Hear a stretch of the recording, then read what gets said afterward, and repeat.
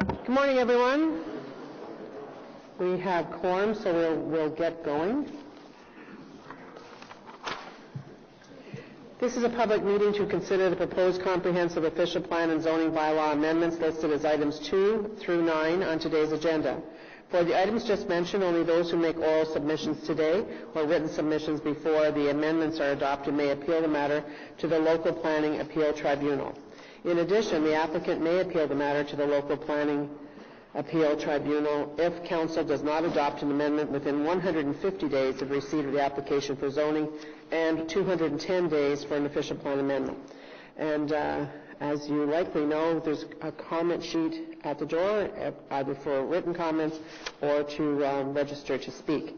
And just a notice to committee members that if you have any motions on any of the amendments listed today, please send a copy to us ahead of the public delegation so the committee members and staff have an opportunity to review, and certainly the delegations as well, and the applicant, clarify your motion during the discussion of the matter. Thank you.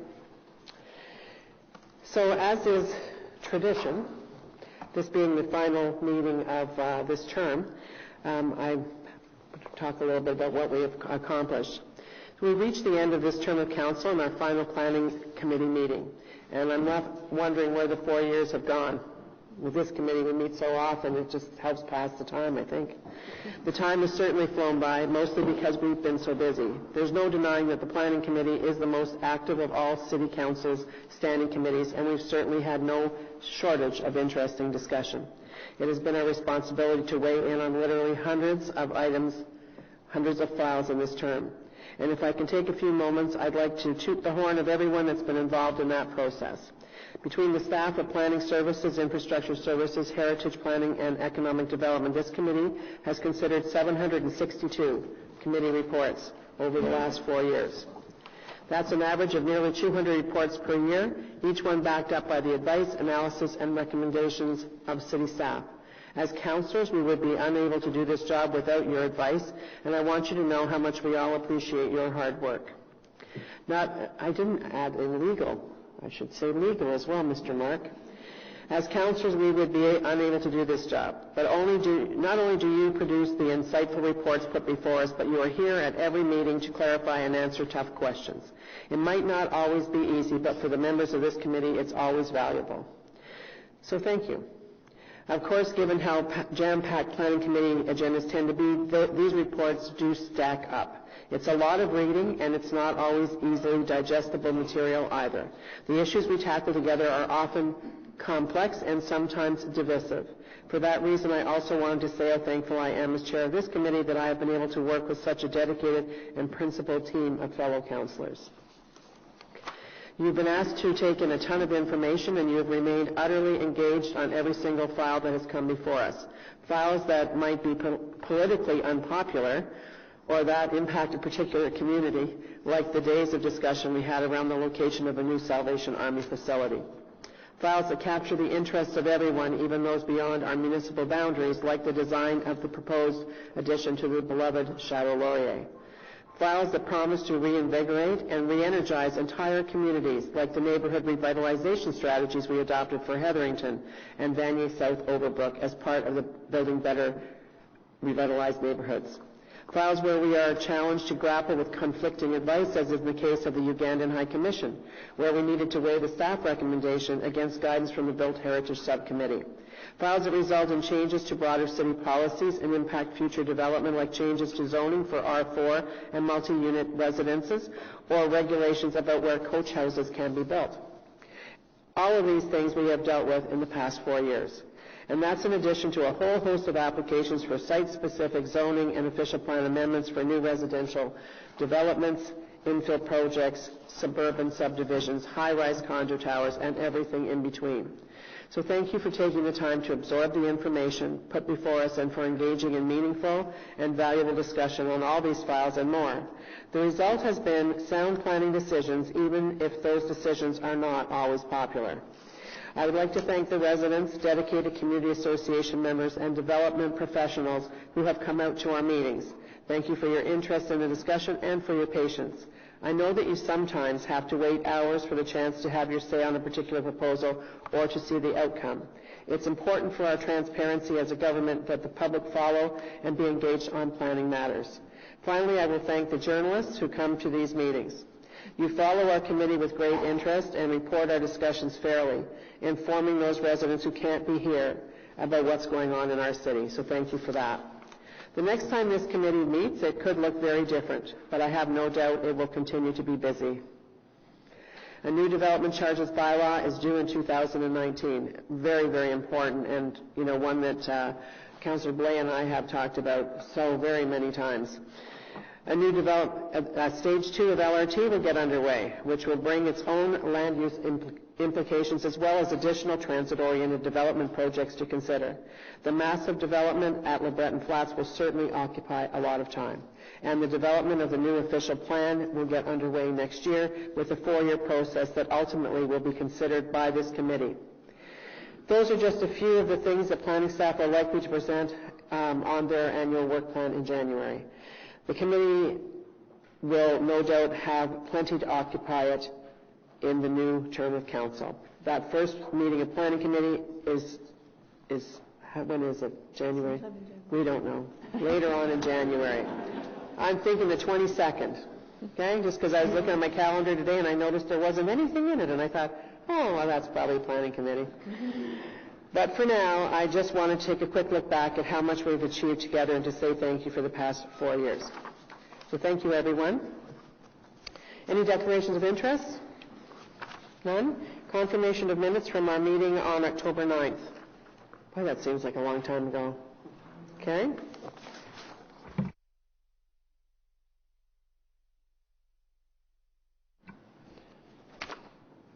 Communications as listed, 75 Woodruff Avenue.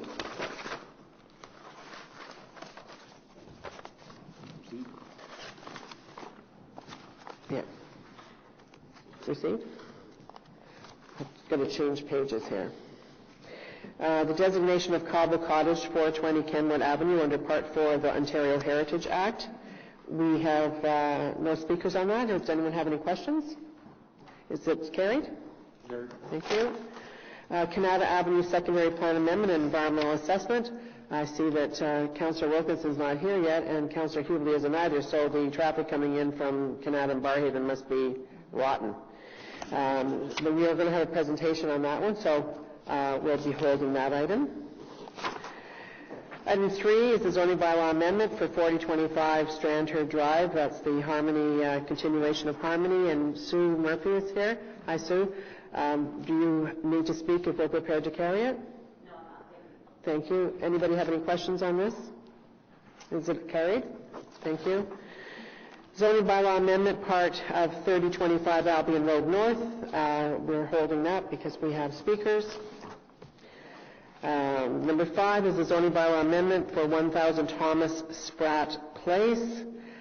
We do have a speaker, Pastor Mark Ellie Morissette. Okay, and you want to speak, sir? Well, not necessarily, ma'am. Okay, so hang on a minute. I also have Nancy Malash here. Nancy, do you need to speak if we're prepared to carry it? So, sir, if no one has any questions? Okay, we don't have any questions. Okay, all right. So you don't need to speak if we're prepared to carry it? Yes, if you are. Okay, thank you. So is this item carried? Carried. There you go, sir. We'll be off to council next. Thank you. Part of 300 Goulburn Forest Road zoning bylaw amendment. No speakers. Marcel Deneme. Marcel, do you need to speak if we're prepared to? No? So is this item carried? Okay. Zoning bylaw amendment for 415 Huntsville Drive. Taylor Marquis, or Marcus, how do you say it? I was right there. Good. With regional group. Does anyone have any questions on Huntsville Drive? No? So are you, no need to speak? Okay, thank you very much. Is it carried? Thank you. Number 8 is 339 Cumberland Street. We have a technical amendment. We have one speaker if needed. Chris Jalkowski. I'm here. I don't need to speak. Not required. Thank you very much, sir. So I'll have Councillor Kadri, move the technical amendment, please. Thank you very much, Madam Chair, and I'll just read the therefore be it resolved that the staff report ACS 2018 PIEPS 0107 be revised as follows. A. Revised Document 3, Part 2 of Report ACS 2018 PS 0107 by replacing the words amend exception 1967 to section 239 with add a new exception to section 239. And be it further resolved that pursuant to Planning Act's subsection 3417, no further notice be given. Thank you. So on the amendment, is it carried? And on the item as amended, carried? Carried. Thank you. Number 9 is the zoning bylaw amendment for 352, is it Crete Place? Crete or Crete? In Rito Vanier. We have Liz Lightfoot and Janice Messam. And we have Jesse Smith. And it says here that you wish to speak only if there's opposition. Okay, so does anyone have any opposition to this item? This is wonderful news, really. No? So there you go. So on the item, is it carried? Thank you very much. And then we have information previously distributed, the Cash and Little Parkland report. Okay, received? Thank you. So I think what we're going to do, this is...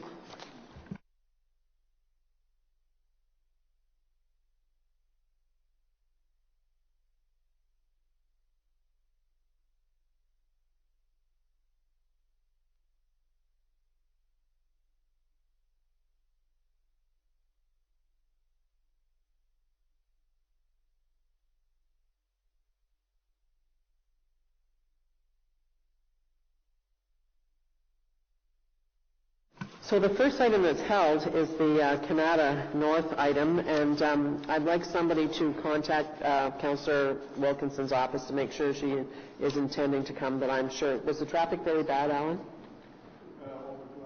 Over 2 hours. That's what I said when the both of you weren't there, so I'm pretty sure that that's what it is. But let's confirm that. But I don't have any speakers on that item, but we are having a presentation.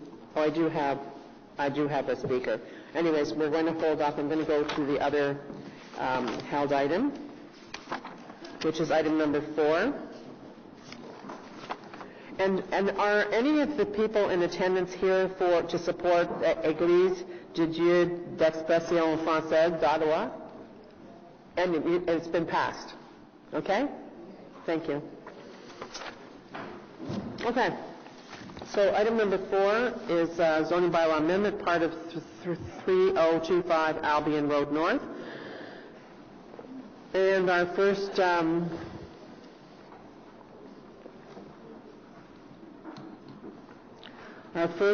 speaker is Mohammed Joma. Mohammed, are you here?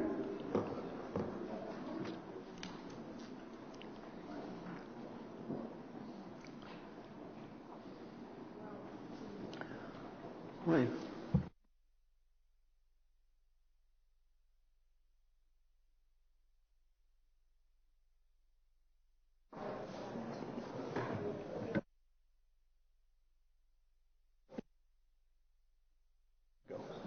Close to the mic. Could put the mic closer to you. Thank you for coming. You have, and for everybody in the audience, you have 5 minutes, sir. Yeah, I won't be too long. I'm here just in support of the project. I live in the riding. I know some questions or opposition against the project, the amendment, because of the existing traffic. What I believe when we move over and Hydro Ottawa with their easy 300 to 400 employees will be out, and their larger trucks, that will really ease the traffic, especially it won't be on the traffic time. I'm here just because I live in Dryden and just 2 blocks away from the project. I'm in support, and that's what I can say. That's great. Well, thank you very much for coming out. Anyone have any questions? Well, thank you, sir. The next speaker is Carol Schwartz.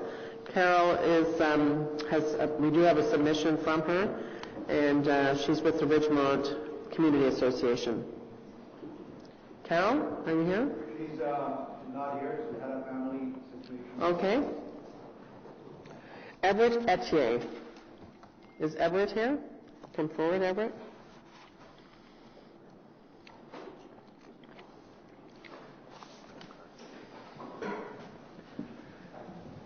You have 5 minutes, sir. Thank you. Good morning. Good morning.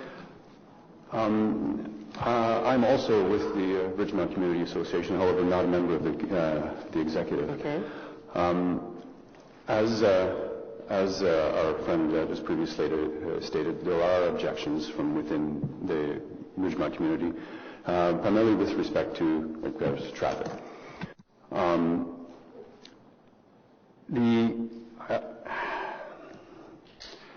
Perhaps I'll restart and say that the community's objections are just that, on the traffic. Nobody objects to the spirit and the goal of what is being attempted here in terms of this project. In fact, I would say these projects are extremely important to the overall health of a well-functioning city and community. And we're strongly supportive of that. The problem with this is that we do feel that as a city, and I'm speaking inclusively, all of us, we need to do a better job at planning locations for these types of facilities. We've heard of the challenges that this group has gone through over the years trying to secure a location on which to build. And what we find is that the location that they've been able to get, because large developers don't want it, is not ideal to this type of location, and it goes down to site use. We've been told on several occasions that traffic is to be dealt with at site planning. I think the issues here are more fundamental than that and go to its actual use, and therefore call into question the rezoning. My friend just spoke, mentioned that, with the exit of Ottawa Hydro, that traffic will drop. I have a copy of Table 14 from the applicant's own traffic report that clearly indicates that's not the case. Traffic will actually increase markedly, and at hours that are, we don't typically have traffic right now. Midday, evenings, weekends, very significant traffic increases, and this is over and above an existing problem that we've been trying to address for years. A recent report was submitted, I don't have a copy here, that the cut-through traffic through our small little Ridgemont community has increased from 1,300 vehicles a day to 2,000. This additional traffic will be over and above that. We have 2 small schools in the area. Kitchener and Albion are the only two ways to access this site. It's on a dead-end street. So this increase in traffic is going to be very limited in terms of their options of how to access that center. So with that, we very much want to be good neighbors. We very much want to be able to work with this community.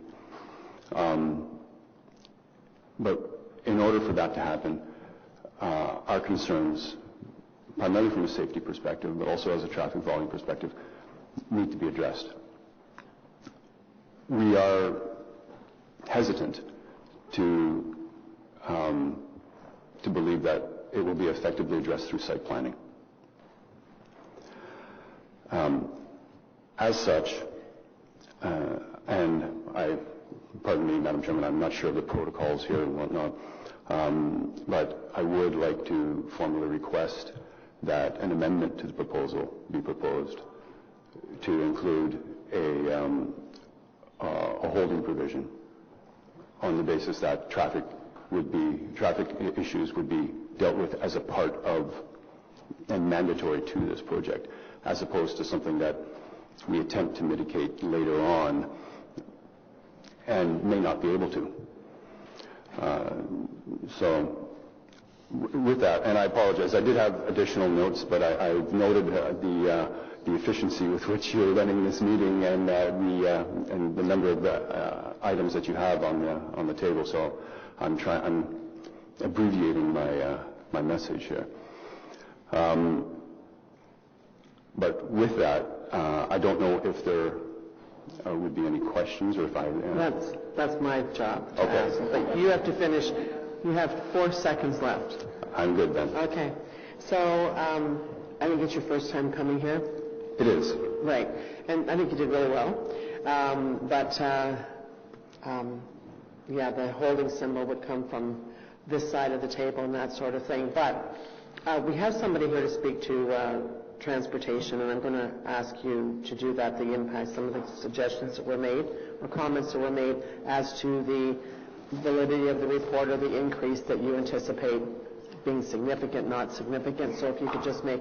Does anyone have any questions for Mr. Etier? Okay. So just stay there for a minute, sir. Certainly. Thank you, Madam Chairman. The reference to Table 14 identifies all the various activities that will be happening. It doesn't isolate each one that could be happening during the AM and PM. What I mean to say is there's going to be a lot more traffic off-peak on a Saturday when the road traffic is at its minimum, so it would not affect the overall traffic. You're talking about the net effect. That's correct. Well, I was going to continue on with that. The net difference that was being referred to, the weekdays AM, it's roughly 140 vehicles per hour existing, and the proposed is 150 vehicles per hour. That's rather 10 vehicles per hour difference. And in the PM, it's roughly 130 vehicles per hour for both existing and proposed. I'd further like to mention that the site traffic is higher on a Saturday, road traffic is higher on weekdays, and the various usage short duration trips impact the off-peak period. Okay, thank you. I can tell you that I know that I spoke with Councillor Deans yesterday, and I spoke with Councillor Brockington, and the issue of some kind of traffic mitigation is going to be discussed at site plan, and I know that Councillor Deans intends to hold a meeting. This is in her ward. And that will be a topic that both of them have discussed. And I know that Councillor Brockington is going to ask for a direction to include it. I don't believe that anyone's going to put a holding symbol on this. I don't think it would be appropriate in my mind, because it is a site plan issue. It is a site plan issue. You can ask a question, sure. Does anyone have any questions, though, for Mr. Etier? No. Thank you, sir, for coming to listen to more and see what Councillor Brockington has to say. Go ahead. I think it's appropriate at this time just to add a little context about traffic numbers. At the public meeting that I hosted 2 weeks ago, the traffic consultant for the proponent left the impression with many at the meeting that there would be a net decrease in traffic, and that's not the case. Her own numbers in Table 14 that our speaker just referenced indicate a net increase. And there are times of the day where the net increase will be significant compared to now. And so proponents for quite a while have said that this will actually be a net decrease with all the hydro vehicles no longer coming to and from their head office. But the actual reality is there will be a net increase, and I know that Wally and I have spoke on this matter as well. So I have a number of other points to make, but we'll hear from our delegations first, and then we'll get into those questions. Thank you.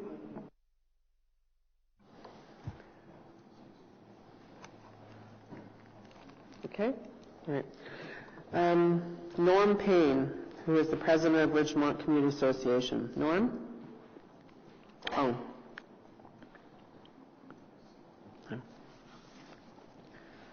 I see that you asked to be last, and I just see now that if someone else has signed up to speak.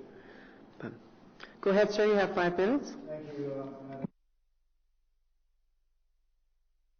In Arabic, Allahum wa salaham. The proposed community center will be a welcome addition to the community.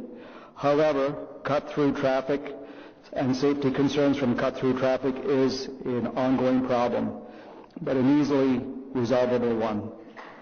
Our neighborhood experiences ever-increasing cut-through traffic, just recently up from over 1,300 to over 2,000 cars a day. It should be pointed out that one of the planners did not accurately indicate traffic volumes. I say to our future neighbors, your community center would be successful beyond your expectations, bringing even more traffic probably. Or you may find that expenses are higher than projected, and the banquet hall, the warehouse, and the clinic which you have planned would have to be pressed into service to increase revenues, bringing perhaps an unanticipated increase in cut-through traffic. Cut-through traffic makes all of us suffer frequently. Many suffer intensively, and some almost beyond the point of concern, or rather comfort and safety. One resident even had 2 cars in a short space of time go through the front of their home. The police cannot simply enforce restrictions. City councilors met here on the 20th of November 2017 with the Finance and Audit Police Board Committee to hammer home to the Ottawa Police that residents want to see more traffic enforcement by city officers. And this is from the Ottawa Citizen. While the chief said that he hears complaints from both city politicians and their presidents, he said there would be no additional money earmarked for traffic enforcement. Councillor Keith Egley said residents continue to ask him where the police are and where the enforcement is, because they just don't see it, and neither do we. Egley pressed, asking how many of the 50 new officers hired in the last 2 years and the 25 to be hired next year will be specifically assigned to traffic. The chief said the answer is none. Councillor Riley Brockington asked, when traffic is a significant issue to residents, police have not addressed their concerns. The police chief said the force is busy balancing traffic enforcement with competing challenges in the city, such as disorder issues, a growing opioid crisis, and dealing with illegal cannabis shops. Councillor Rowley Brockington said traffic continues to be the #1 priority for residents because that's what they live and breathe every day. The police chief said, I hear you. This underscores the reason why we would link the rezoning directly to preventing cut-through traffic. We have worked in the past cooperatively with the Shoppers Drug Mart, Home Depot, Canada Post, 2 schools, the Salvation Army, and many others, always with clearly agreed to written guarantees enforceable by the city. Our neighbors are promising to be stellar neighbors. You can easily demonstrate that, I say to you now, by meeting us halfway. Your commitment to our future neighbors, I say to you, to agree to the rezoning to guarantee of preventing cut-through traffic would solve the problem right here and now. You might ask why we seek such firm assurances. To that we say we have learned much from people who have made us promises and given us assurances that they would be ideal neighbors, only to be exactly the opposite, either knowingly or unknowingly. If recent rezoning applications like Glaber Park, 26 Aylmer Avenue, and many others all went off the rails, it is because their community associations took initial assurances at face value, but also could or did not foresee all the possible exploitation of zoning applications to prevent the irreversible problems they are now permanently saddled with. If for any reason the community center backs out of its plan, as they have already from the original one, and someone else takes over that site, they will have no reason to feel obliged to honor any promises the previous owners may have made. One thing the Ridgemont Community Association has learned the hard way is to always expect the unexpected and to be prepared for the accidental, the unforeseen, and the unpredictable. If this application is to be fair to both sides, we are asking, and I use the term loosely here, that some link be made with the rezoning application and or some kind of a holding provision should be added. Thank you very kindly, all. Thank you very much. Anyone have any questions? Oh, yes, sorry, Steve. Councillor Blais? Thank you very much for your presentation. I just, on my screen, I just pulled up an overhead, Google map of the area. Yes. What is your main concern on the cut-through traffic? Where do you think the vehicles are coming from to get to the location? Well, the answer to that is multifaceted. For one thing, we have several no right turn and no left turn signs on Bank Street between Home Depot and Walkley. These no turn restrictions are flagrantly disregarded. Councillor Rowdy Brockington had the brilliant idea to install a permanent red light when you couldn't turn, and not after a while, right away, people started going through the red light, because these are people who are doing this every day. They know the lay of the land. They know there's no traffic coming. So to answer your question, the traffic's coming from all directions, and with the community center coming in here, the people that are coming here will come from everywhere too. And they use our streets as shortcuts to get to Albion, to get to Walkley, to get to Solano and points beyond. Does that answer your question, please? Not really. Could you tell me, perhaps maybe I misunderstood it? No, I think you understood. I'm looking at it and I'm thinking to myself, if I was a driver and I wanted to get to this building, I would turn down a street that is called Kitchener. Right. And then I would turn left up onto Albion. But you're saying that people are turning on to all the other streets that intersect with them. Right. So Vancouver and Fox Bar and Notting Hill, etc. Not necessarily every one of them every time, but sure. all of them at some time. Sure. So that's, in fairness, that's a much harder problem to solve, because how would you propose solving that without cutting your neighborhood off from accessing Bank? Well, we've had a plan for cutting, preventing cut-through traffic. Perhaps this might be too long a presentation for you. I'd be quite willing to come back. But as you know, Bank Street is being developed or redeveloped right from downtown to the Home Depot. And our section between Walkley and Home Depot comes up in the next 5 years.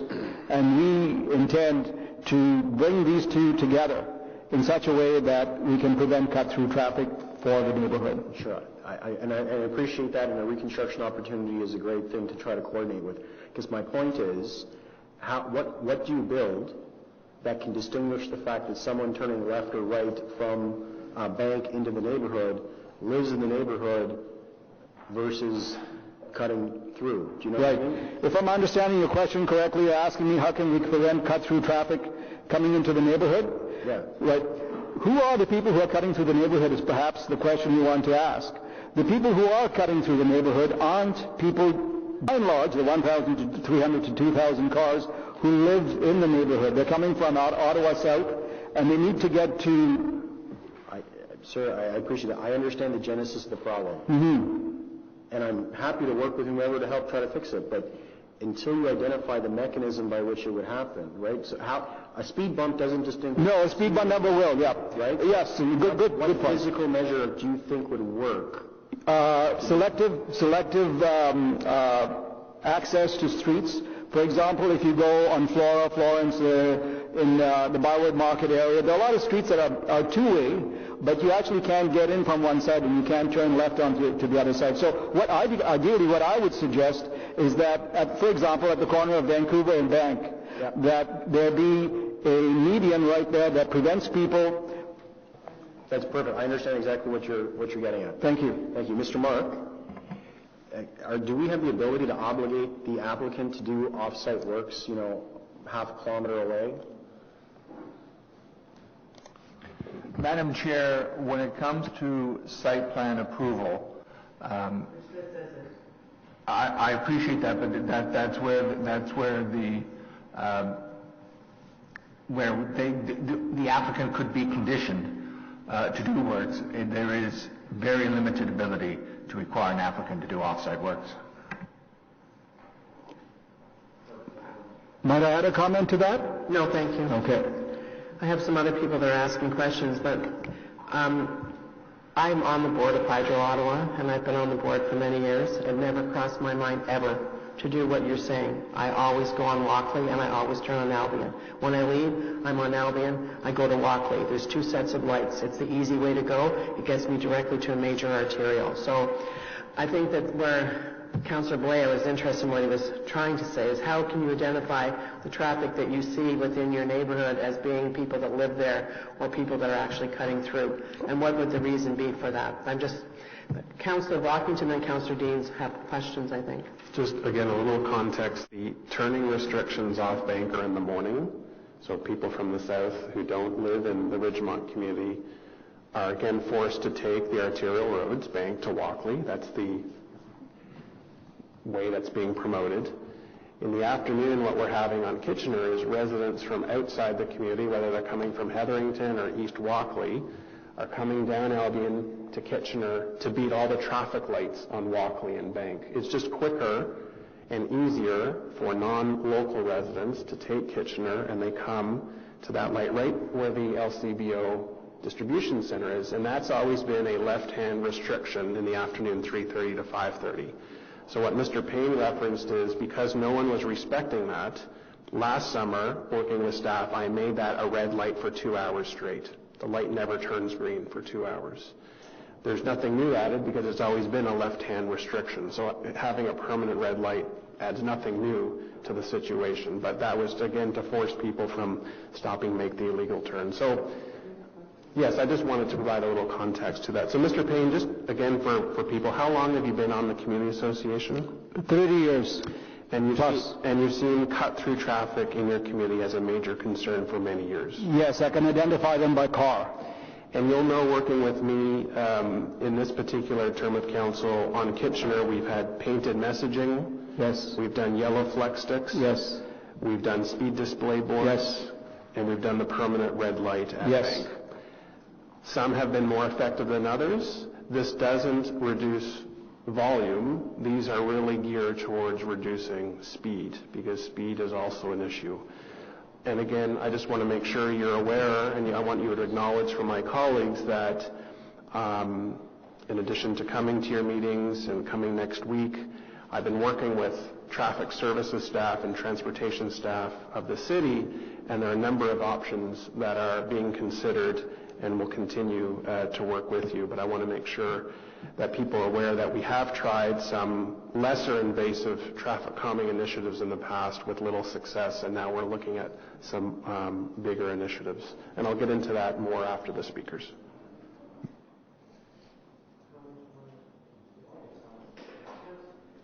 James?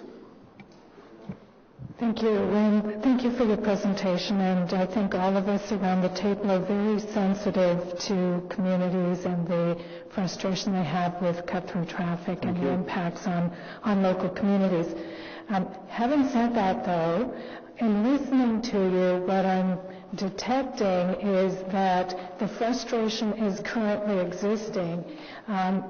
And my concern as the member of council for the Ali Bayat Center, where they're hoping to locate, is to the extent that new proposed use contributes to traffic issues, then I believe it is appropriate to address them at site plan. And I have spoken to Councillor Barkington about it. We both work collaboratively to make sure that happens.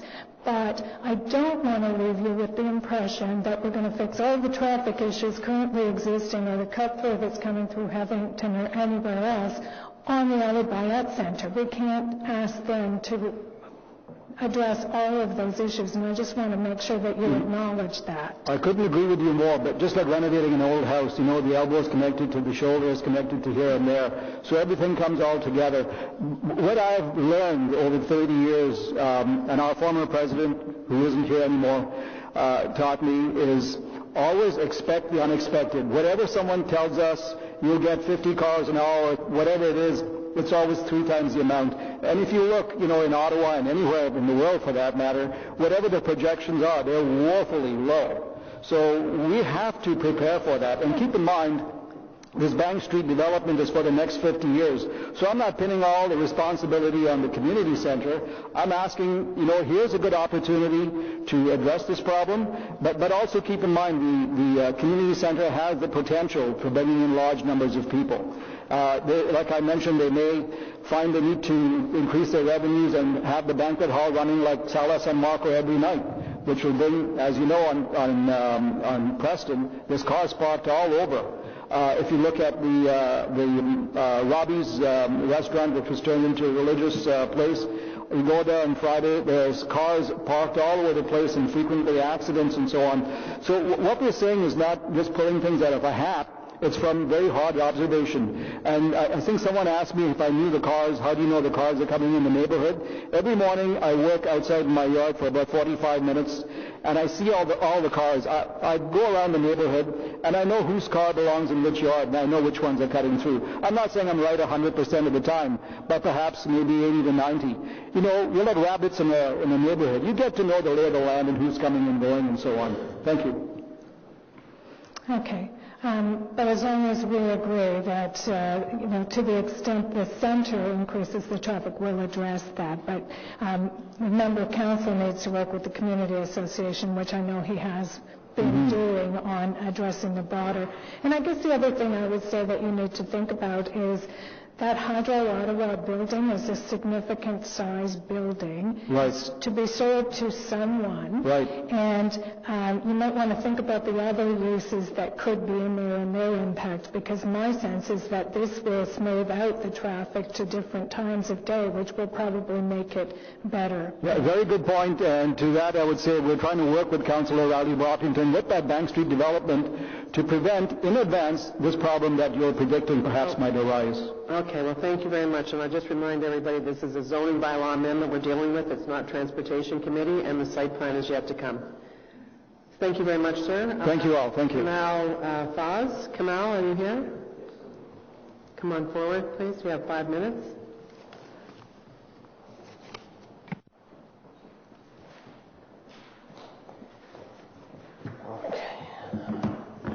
Good morning, everyone. Morning. Okay. I'm here representing the Ahmedabad Community Center. We do have an existing property on 200 Berryville in Vanier. We have been residing at that property for very well over 15 years probably. Most of our community resides in Ottawa South. We purchased a property, address is 3095 Albion Road, which is about maybe 100 to 200 feet probably away from the existing Hydro building. And we own that property, and just to note on that property, we already have a permit, and we've already started doing the infrastructure to put 3 office buildings which can house up to 120 offices. In response to our new neighbors there, the concerns of the traffic, we do share the same issue with them as far as the traffic going through the area. But this issue has been existing a problem for them for the longest time. It has nothing to do with our presence at a community center or bringing a community center. As a matter of fact, it's not much of a community center. It's a full-time school that houses about 170 students at the present time. And we don't anticipate to see any significant increase in numbers of students of that school. The one note that I would like to make here today, and I don't know where they come up with some of the numbers, but in fact, in reality, if you look at the existing building for Ottawa Hydro, they do have a little over 400 employees plus the visitors on a daily basis that go through the area. And plus the 170 to 180 trucks that they go through those streets on a daily basis, 24 hours, 7 days a week. Our school presently right now has 17 full-time employees. The worst case scenario will have no more than 25 if we were to increase our presence there. So this is 25 employees on a daily basis, plus an average 40 to 50 vehicles drop off and pick up every day. So 60 to 70 to 80 cars, definitely this is a lot less than 400 employees going through that area on a daily basis, plus the 170 trucks for Ottawa Hydro. We do, just like I said, we do share the same concern, but we have worked with Councillor Brockington and Councillor Dean for quite some time, and I do understand their concern, and they did bring up this issue, and they have a serious concern. But I think the issue here is the driver compliance in that area. It's not the traffic. The fact that Councillor Brockington took some measures in that area by changing the light in the afternoon and forbidding people from turning left from Kitchener to Bank Street, it did actually work. And we did notice, because I live around that area as well, and I do drive around there a lot, and I could see what's happening. But we will not be the issue. As a matter of fact, we will be decreasing significantly the traffic going through that area.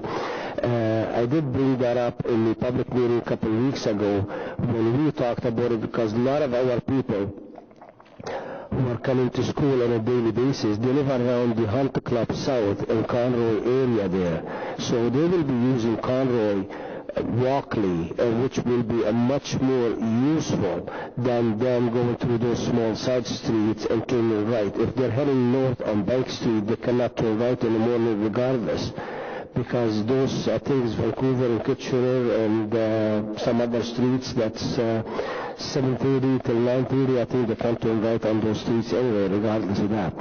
So those are the issues that I'd like to bring in, and we know for sure we will work with the city, we will work with Councillor Brockington and Diane and the planning committee to address any measures that will basically assure the safety of the neighborhood and our kids and our community for sure. Thank you very much. Thank you very much for coming out, sir. Anyone have any questions? Is it about the zoning? Yep, go ahead. Sure. No, comment or question? Okay. Thank you, Madam Chair, and thank you for your presentation, sir. Just to clarify again, because you were saying that there will be less traffic, your own traffic expert that your team has hired in her own presentation on Table 14 clearly indicates that this will have a net increase. So even though we all agree that those hydro vehicles and employees will no longer be in the community, that's true. When you add the functions of your school, community center, mosque, there's a net increase. So I just want committee members to know that that is a fact, and that has been proven by their folks. But what I want you to confirm today, and my question is, because we've talked about this before, and I think there needs to be reassurances, is that you and your center will not oppose traffic calming initiatives within the community. You understand and have accepted that you will promote to your parishioners, to members, that you will take Bank to Walkley to come down Albion. Is that correct? Definitely. We did talk about it before, and we are in total agreement with you on that issue there. Whatever works for the area to make sure that the traffic is compliance, we will go with those measures. We'll have no issue with that for sure. Okay. Thank you, Madam Chair. Okay. Thank you very much, sir. That's it. Thanks for coming out. Thank you, then. Okay. So we have Jennifer Malone and Theresa Gilcrest. Do you want to speak?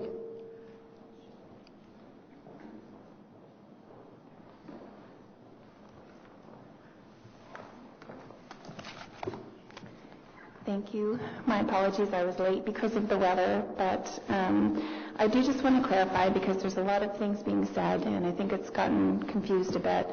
But in terms of what the study actually does say about traffic in Kitchener in particular, so we know based on the account information and the analysis that we've done that the existing two-way traffic on Kitchener during the midday and during the weekday PM peaks, and those two peaks were selected as the worst case because of the different combination of uses.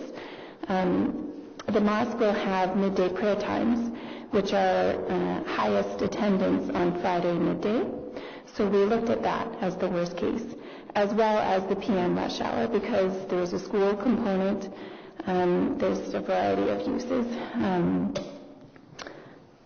community center, exercise facility. Madam Chair, can I just interrupt for a second? Are you giving a subset of your data? You talked about Kitchener, but can you talk about the multi-use center? Because traffic goes in multiple directions. What is that center going to draw? Absolutely. So we've talked a lot about... And then what would the presumption be? I think is where you're going. Obviously, not all that traffic is going to turn left and go on to Kitchener. No. I mean... Sure, but I don't want to get sidetracked and have a presumption that everybody attending for any purpose, the current Hydro Ottawa is going to head up Kitchener. I never, as I said, as a person who's been there a lot, I have never even considered that once. So my only point is that we just focused on Kitchener. That is a subset of all the data. Let's understand what the new center is going to draw, and then we can talk about its impacts on particular streets. Absolutely. Or maybe we can just talk about the traffic, because this is not the Transportation Committee, it is the Planning Committee. Thank you. Okay, I'll try to do that briefly. So the various uses that are proposed include a school, a rec center, religious education on Thursday evenings, a girls' youth group on Friday, exercise facility, prayer times, and then there is a residual space, and I'm not sure if it's likely already outlined, but there is a warehouse and office component that will be leased out because the mosque doesn't require all that space in that big building. So we identified what the traffic is likely to be for each of those things, and we, through that, narrowed down what are our critical time periods when we overlay that on top of the road traffic. And then in terms of how it was assigned to the road network, we assigned 40% up Albion to Walkley and split it equally at Walkley, so 20% west, 20% east on Walkley. And then we also have another, the balance, assigned to Bank. And we acknowledge those turn restrictions at Kitchener. So during the midday, those turn restrictions don't apply. So it is full movement at Kitchener at Bank. In the PM, there is the restriction on the westbound left, getting out of Kitchener to go south on Bank. So we reroute that traffic and assume that people will obey, and we can't recommend anything about enforcement when they don't, but we assign them to Albion in terms of the capacity of the roads. We put them to Albion and up to Walkley and then down. So that's how it's been allocated to the different streets. And I know that Kitchener is sensitive, and it is a collector road, and the traffic guidelines do have thresholds to identify when these larger area management, like the whole neighborhood, should be considered as a whole in terms of traffic. And the threshold for that kind of study is when you see two-way volumes on a collector that exceed 300. So when we do take that component of this site traffic that is assigned to Kitchener and we layer that on top of the existing, during those critical peaks, the existing two-way is around 150, 160 vehicles an hour, so, quite a bit less than 300. And then when we add on the site traffic, during that midday when it's highest, it's in the order of 85 additional vehicles per hour. In the PM it's less, it's about 40. And so the total projected is still in the order of 230 in that midday and 200 in the PM. So at worst, we are still sitting around 70 or 80% of that threshold for when an area management study is required. So I just wanted to make that point. And also in terms of, well, what does 85 additional vehicles during the midday feel like? It works out to about an additional vehicle every additional vehicle every 45 seconds. And in the PM, it's an additional vehicle every minute and a half.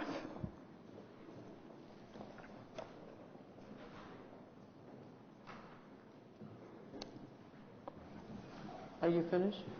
Okay. Thanks very much. Anyone else? Thank you. Thanks for coming out. Okay, does anyone have a wrap-up? Councillor Deans? Yeah, thank you, Madam Chair. Well, the proposed Bayat Centre at 3022 Albion Road is north, is in my ward, but it is on the boundary, so it's in close proximity to Councillor Brockington's ward, and certainly the potential adverse impacts of traffic would be felt more in Councillor Brockington's ward. So we certainly understand why there's concern from that community. Having said that, just to follow up on what Kamal Foss said about their process, it was back in 2016 that the Bayat Centre purchased the property at 3095 Albion Road. And they did that because many of the people that attend their mosque and the school live in my ward, or in the south end of the city, and they're currently in Vanier. So they wanted to get in closer proximity, not have everyone driving on our roads so much. So to find an appropriate location in that neighborhood was very important to them. So they purchased a property at 3095. It's just closer to the rail line that you can see. It's sort of at the very end. And for their uses, the city was very concerned in working with them that the site was too small for what they wanted to do, and they had some concerns about the proximity to the railway marshalling yard that is there. So working with the centre, they found the Hydro Autobite building, and I have to say, from my perspective, this is a really great use for that site.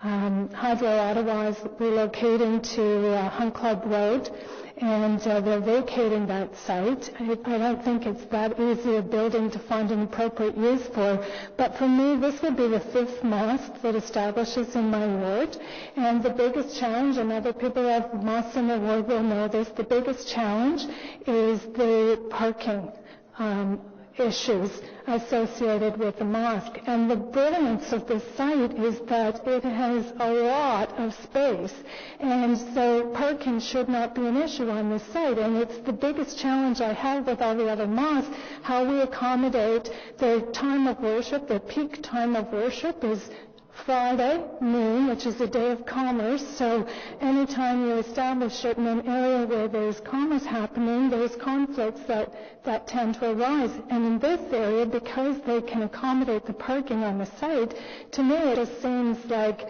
a great use. It's in the neighborhood that they want to establish in. It's a building that is going to be vacant.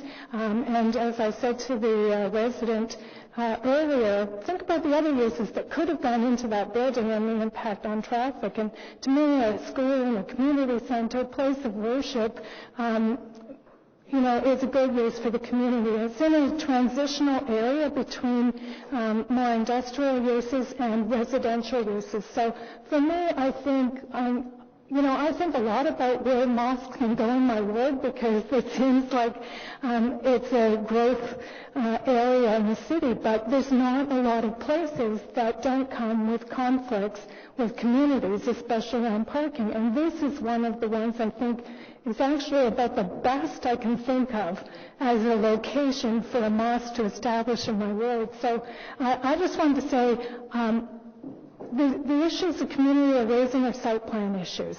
And to the extent that the mosque is contributing to the traffic issues, then we will commit to addressing those at site plan. But from a zoning perspective, it's brilliant. I think it's a great location, and I've worked closely with the Bayat Centre for the last couple of years. I look forward to welcoming them into my ward, and I know that they will find a home there for many years. Thank you, Councillor Deans. Councillor Brockington.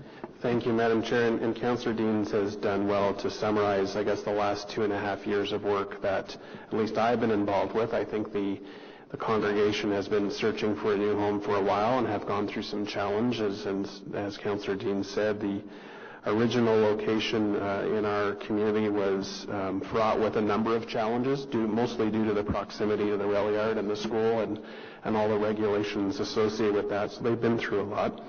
But we can't discount what we've heard today from the community. I think the concerns about traffic, although not directly a planning issue, are definitely legitimate and have proven to be a multi-year issue. And we know that there will be a net increase to those traffic concerns with the welcoming of the new center in the community. So my commitment to my community has always been to address these issues. We've talked today about some issues that have already been undertaken, and I've worked with traffic services staff, particularly over the last month, to look at some additional options. And I'm actually satisfied with what the potential can and will be. And again, working with Councillor Deans on site plan, as this is located just inside, 5 meters inside the Gloucester Southgate ward. So in speaking with Mr. Mark and Traffic Services and the Councillor and Chair Harder, I'm going to provide direction to staff this morning, which I've written out, and it's simply that staff be directed to continue to work with, and I'm naming myself, Councillor Brockington, on appropriate and community-endorsed traffic calming initiatives at or in the vicinity of the Albion Road North Kitchener intersection and potentially other locations within the immediate River Ward neighborhood. And that's just to continue that conversation going and recognizing that the community will be engaged and involved in this process. Thank you. Good. Thank you very much. Thanks for everyone for coming, and thanks for your initiative, Councillor Deans. I know that it has been a very difficult site, and when you think about other large machinery type vehicles and that could be a Tomlinson or something like that could go in there or a works yard for the city for that matter with all of the equipment. I think that it was a great initiative of yours, so thank you very much. So on the item, is it carried? Carried, thank you. All right, so now we're going back to the beginning to Councillor Wilkinson's last item in her term of office after many, many years. And I know it's important to you, so I'm going to apologize for being late. I left at 8 o'clock this morning to get here. Well, Councillor Hughley just beat you. Yeah. So we're going to have a presentation. So if you'd just like to introduce it just briefly. This is something we've been working on for some years. I think I've had 4 public meetings on it. The city owns land in this area as well as privately owned land, so it's a fairly complex area.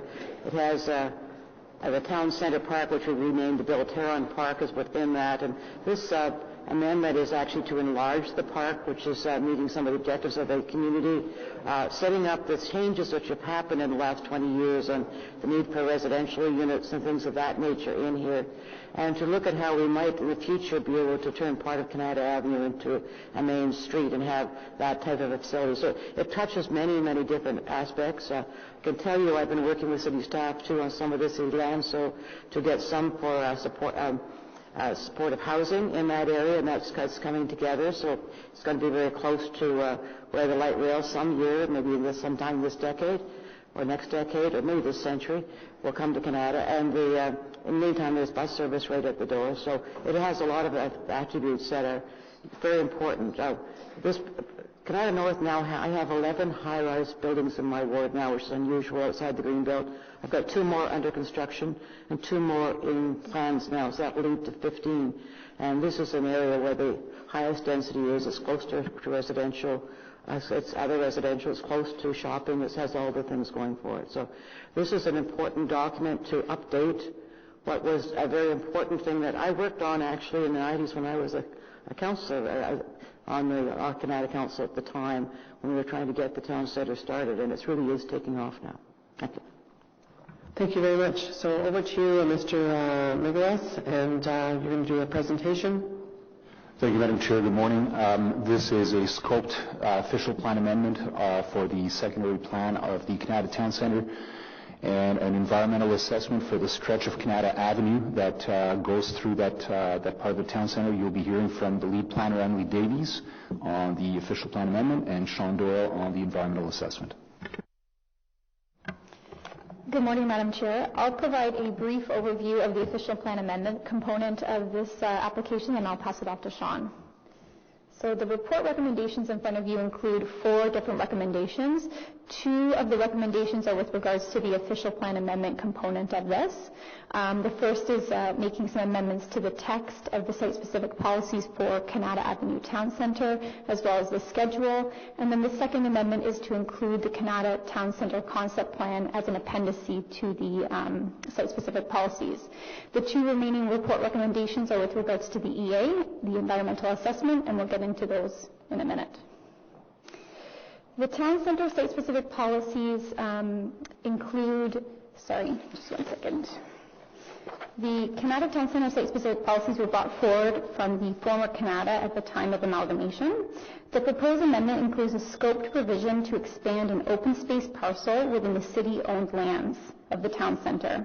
This will result in a larger public park.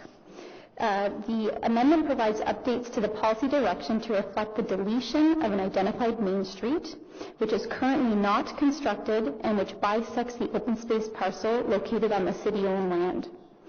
The employment targets are also proposed to be updated for the entirety of the town center area in an effort to be consistent with the official plan, the parent official plan. The residential targets are also updated to reflect the dwelling units that are built to date and allow room for future opportunities. The updates to the mapping schedules are also proposed as part of this package to reflect the land use designation changes. And lastly, we're proposing to include the concept plan, which is now up on the screen. This concept plan illustrates how the city-owned lands could be developed, fronting onto Kanata Avenue, Compo Drive, and the Canadian Shield Avenue. And now I'll pass it off to Sean Doyle, who will speak to the EA portion.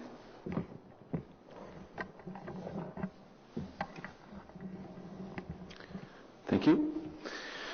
So the Kanata Avenue EA covers the stretch of Kanata Avenue from Lord Byng Way to Earl Grey Drive, essentially from just north of Highway 417 to just south of Compo Drive.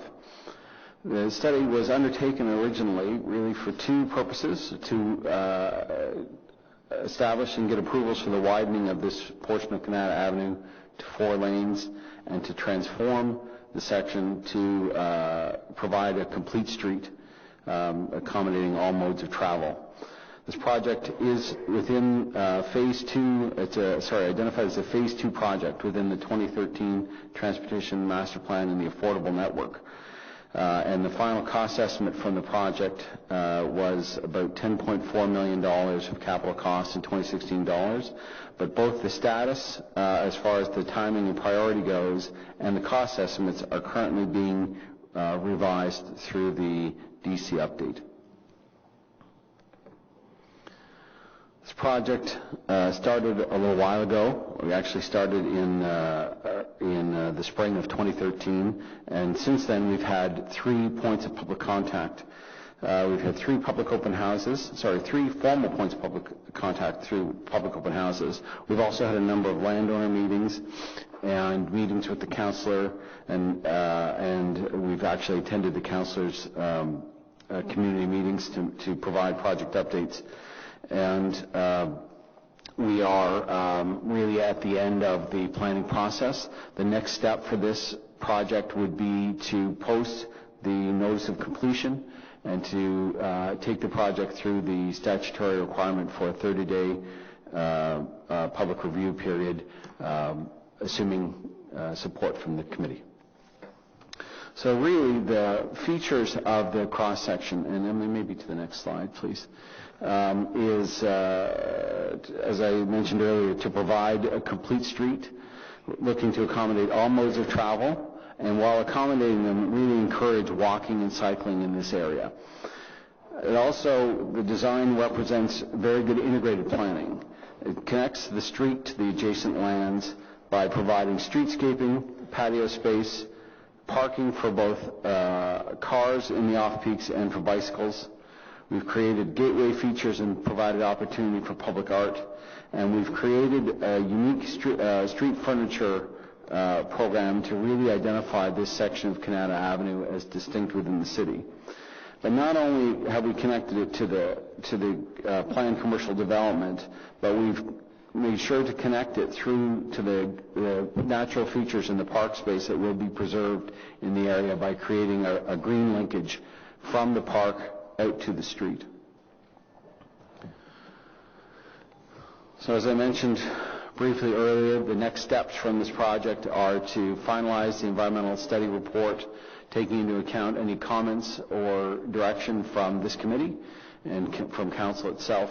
We would then file the notice of completion and take the project through the required 30-day review process. Thank you. Question, Councillor Blais. Thanks. When you say this is a Phase 2 project in the TMP, does Kanata Avenue exist today and this is a road widening, or is this brand new construction, this Phase 2 TMP project? Madam Chair, Kanata Avenue exists today. The project as defined in the TMP is the roadway widening from existing 2 lanes to 4 lanes. Okay, and the road is classified as? An arterial. Okay. Okay, thank you. Okay. Right, we do have a speaker, Leger Xavier. Xavier? Xavier?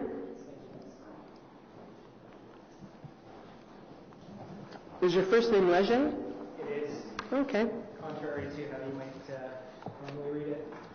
Hey, I read it right, which is just a bonus for me. Okay, you have 5 minutes. Thank you for coming. Good morning, Madam Chair.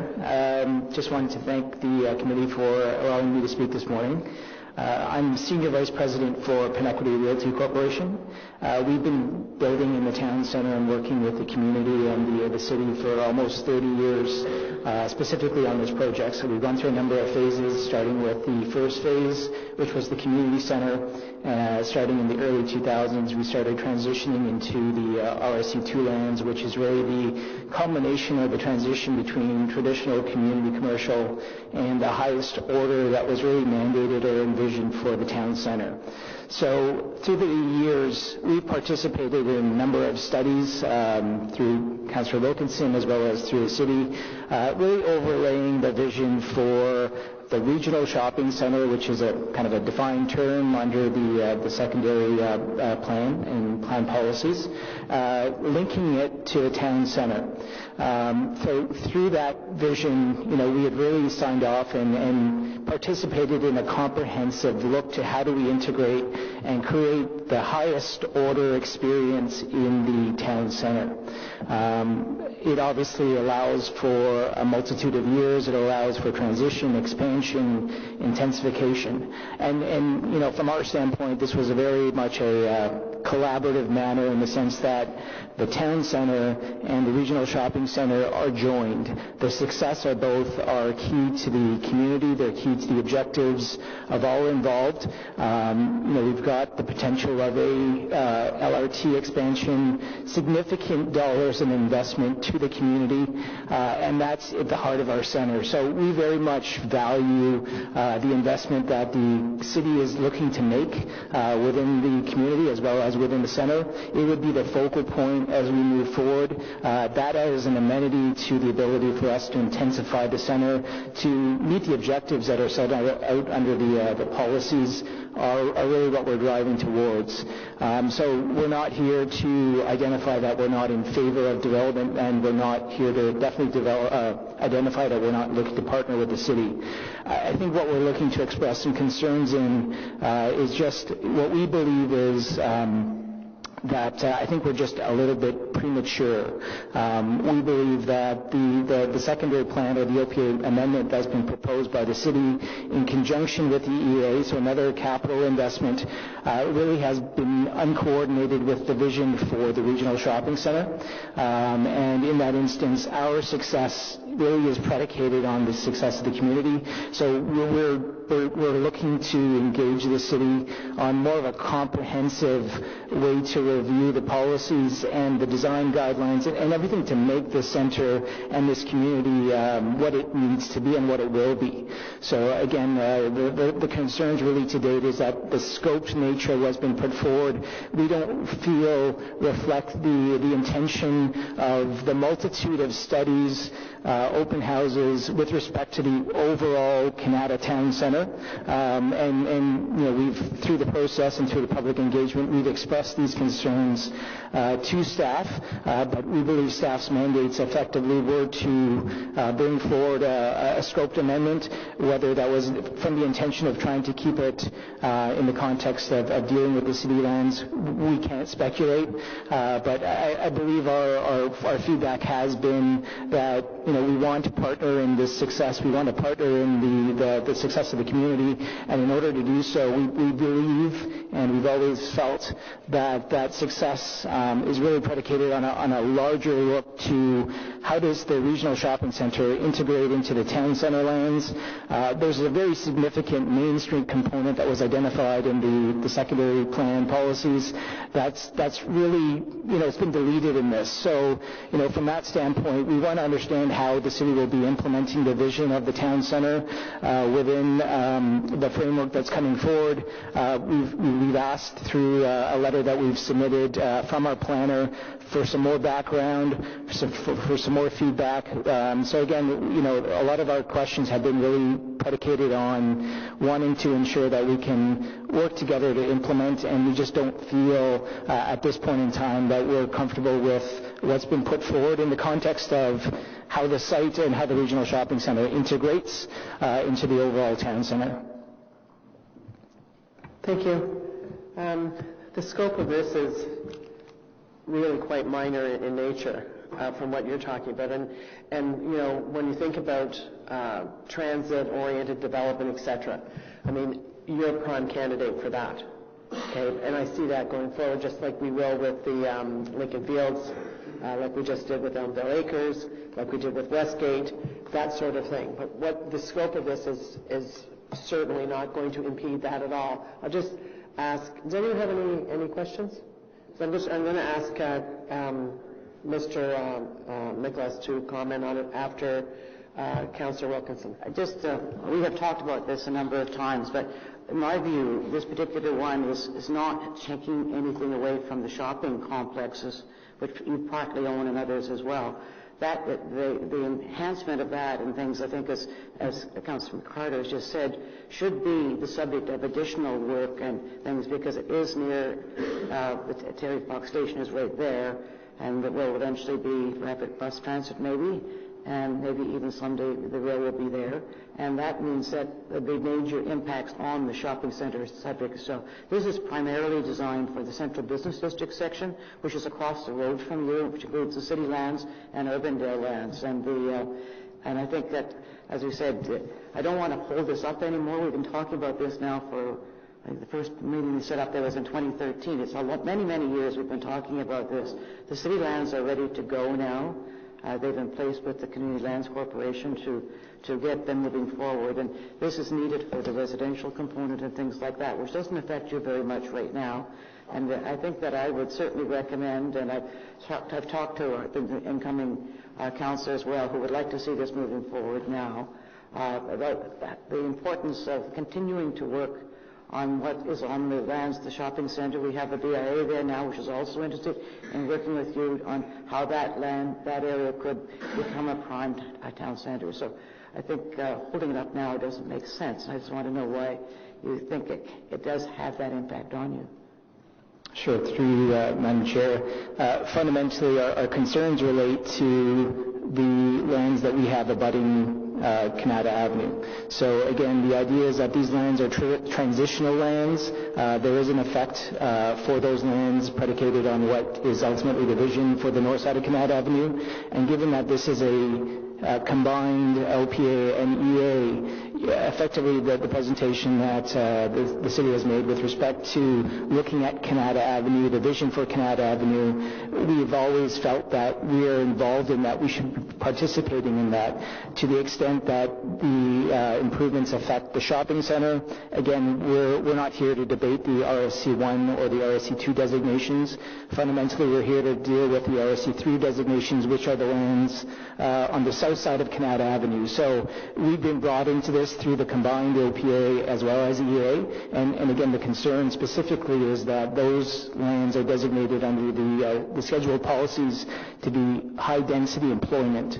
And based on the site-specific or the OPA that's been proposed, again, there seems to be potentially a different vision for the north side of Kanata Avenue. So all we've asked is that until we can understand and until we can be satisfied that that vision is consistent, that we will in effect be that transition between the regional shopping center and whatever the future holds for Kanata Avenue, that's been the nature of the conversation. We're not ultimately concerned that residential wouldn't help the retail.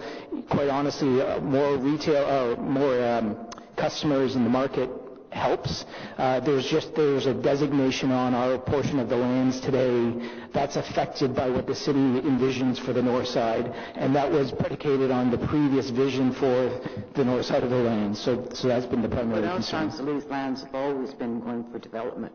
What this does is reduce the development land, because by adding to the park. That's, Madam Chair, I think this dialogue has been going on for some years, and we're not actually changing what's allowed and things. In fact, we did an amendment a few years ago that would help you at your request for making some changes along Kanata Avenue. So we have dealt with some of those issues, and if there are additional ones, the city will deal with them. I think that's important. Maybe staff could comment on all of that. So, Alain? Madam Chair, Mr. Xavier is correct. The scope of our amendment here is very limited, and what we have heard from Penn Equity is that there is a wish and a desire to take a broader look at the future of their lands and the totality of the Kanata Town Center lands, which in our minds should take place, and we have every intention of having that discussion and involving all of the landowners who own or are close to the Kanata Town Center. I can see that the upcoming official plan review could be one opportunity for that to happen.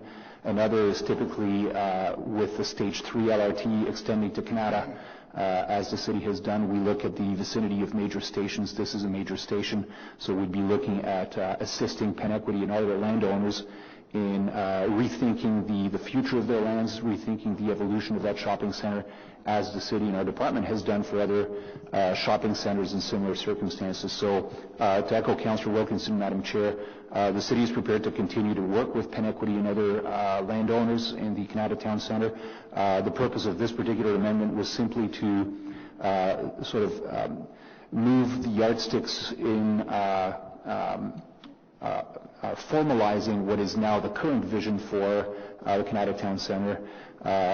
If you remember, pre-amalgamation with Tundra Semiconductors at the time, there had been a plan that would have placed a city hall for the city of Kanata on lands which are obviously not required for that purpose today. There was an open space, and there's a lot of the leftovers of that plan of 25 years ago that we need to update. And this I would see more as a housekeeping amendment to formalize things that I think have been known for at least 5, if not 10 years. Okay, thank you for coming out, sir. So, just to wrap it up with a nice little bow, you agree that the time has come, or you're going to be interested in doing the sort of large picture Westgate, Elmdale Acres, Lincoln Fields for that very large site? Absolutely, Madam Chair. Yeah, and Councillor Wilkinson is correct in saying we have looked at bits and pieces of it. What was the one that had where the road's higher and then the parking lot was lower? Remember that was last year, I think. Remember, wasn't there no, that's not. That's right. Anyways, okay, so before us today is the Kanata Avenue secondary plan amendment and environmental assessment. Anybody have anything to say? Is it carried? Carried. Thank you. Thank you very much.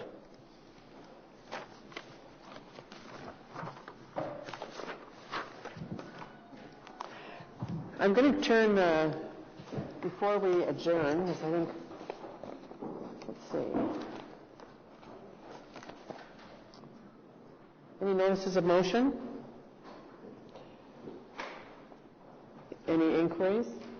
Before we adjourn, I'm going to turn the mic over to Councillor Kadri.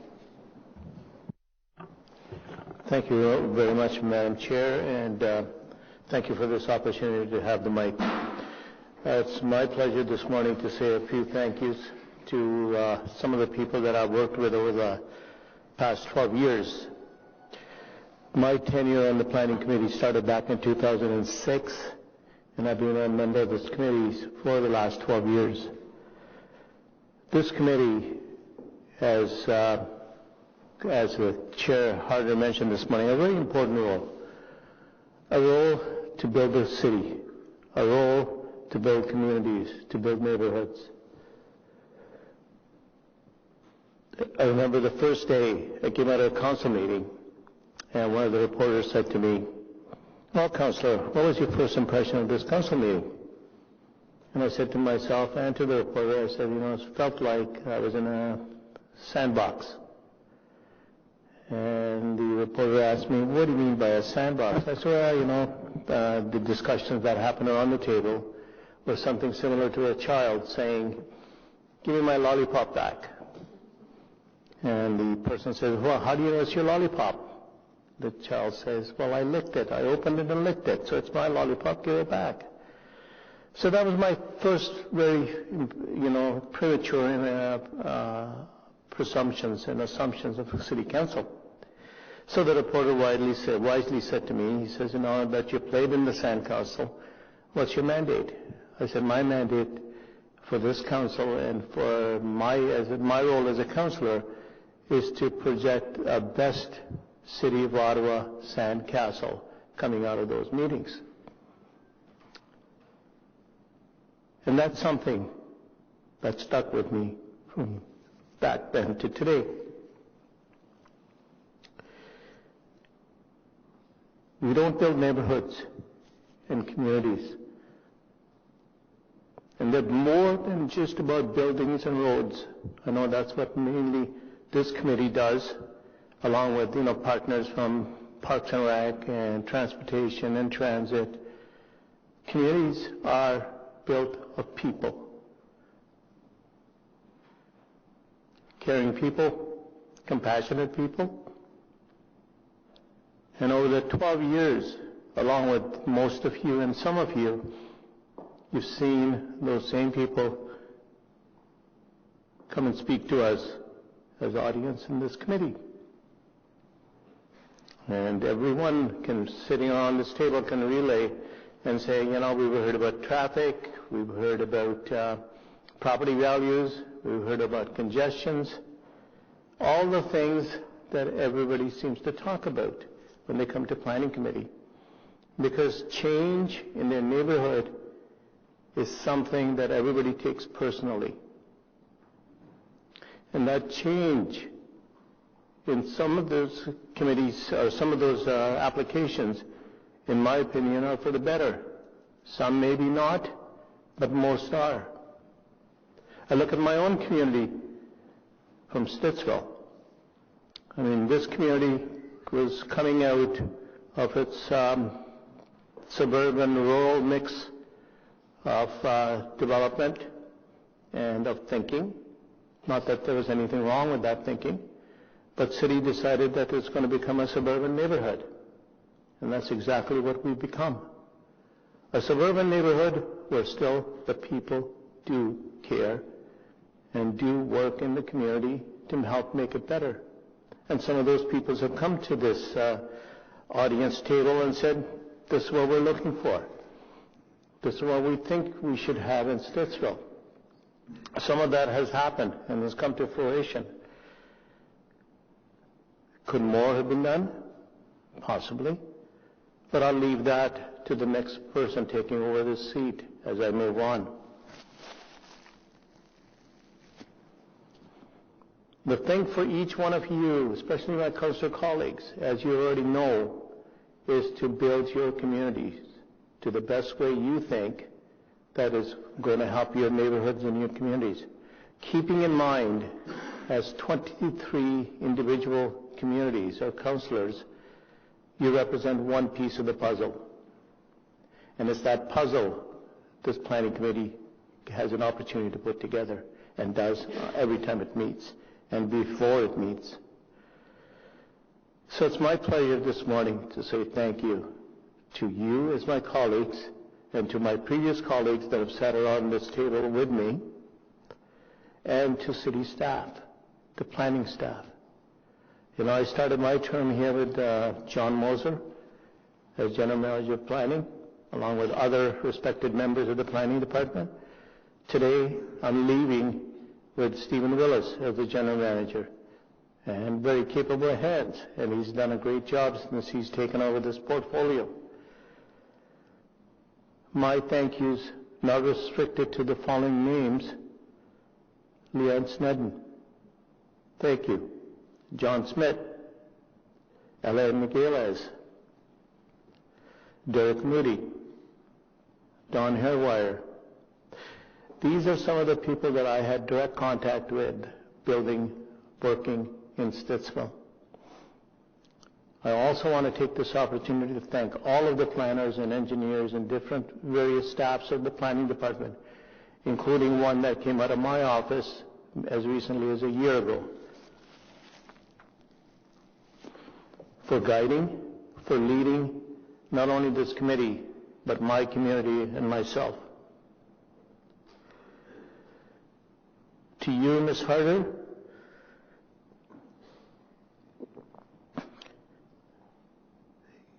you and I have known each other for a while.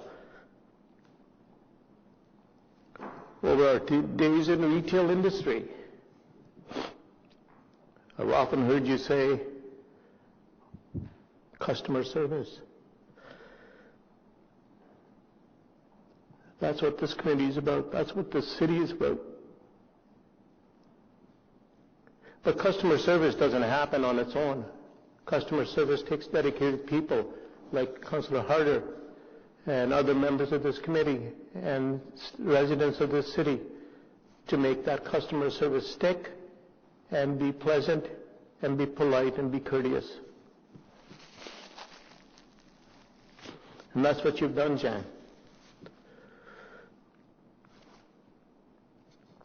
Over the years, you've treated everybody, most of the time, that come and sat in the audience gallery with respect, and especially respect for their opinions. And that's a key, because those people take time out of their busy schedules to come and speak with us. And the least we could do is, give them 5 minutes of our time to say their piece and listen to their piece. The other thing I've heard from you, Jan, over and over again around this committee is how well Barhaven or Nepean, was run. With Councillor Shirley on your side, Gord Hunter there at the same time, and people like Myra Lynch from Stittsville as one of the planners in that government level. And the thing I've always admired about you, Jan, beside the fiery redhead, is the fact that most of the time, I would say 100% of the time, you know what you're speaking of and talking about. And if you don't, you go out and do research to find out how to make things better and how to not appease necessarily each one of us or all of the residents, but to make things better. You said this morning, applications are complex. It's your role and this committee's role to make that complexity better understood. And that's what you do all the time. You dig to the bottom and you find that one key nugget to say, this will make not everybody happy, but it will move the process forward. And that's what a role of a committee chair is. So thank you for all of that work, Jan, over the years. I also want to thank Mayor Watson, Steve Kanalakis, for their leadership and their support for this committee. Just some of the accomplishments that we've come together with Jan and this committee and previous planning committees for the community of Stittsville.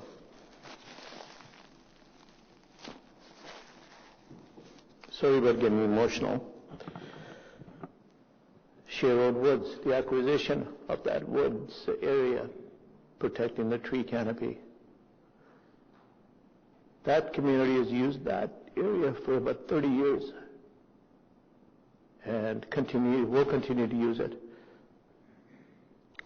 The Carp River restoration, again, a great project, a big project that affects not only my ward, but affects Councillor Hubley's, Councillor Wilkinson, and even Councillor Shantiri's wards.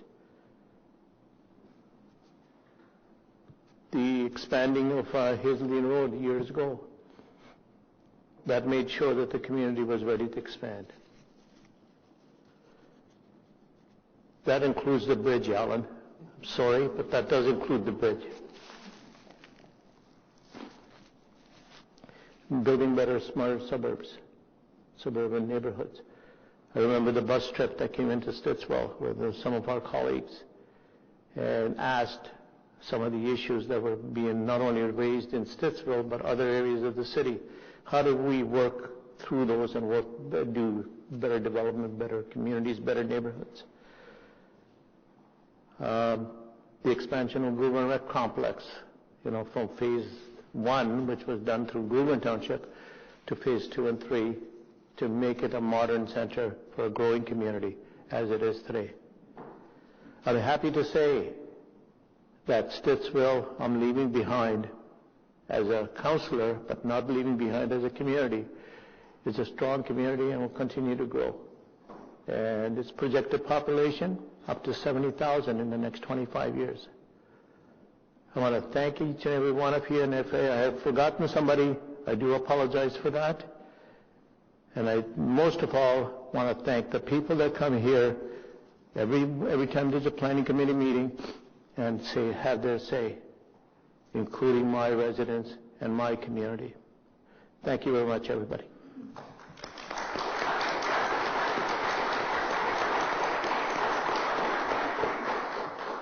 Thank you, Councillor Catherine.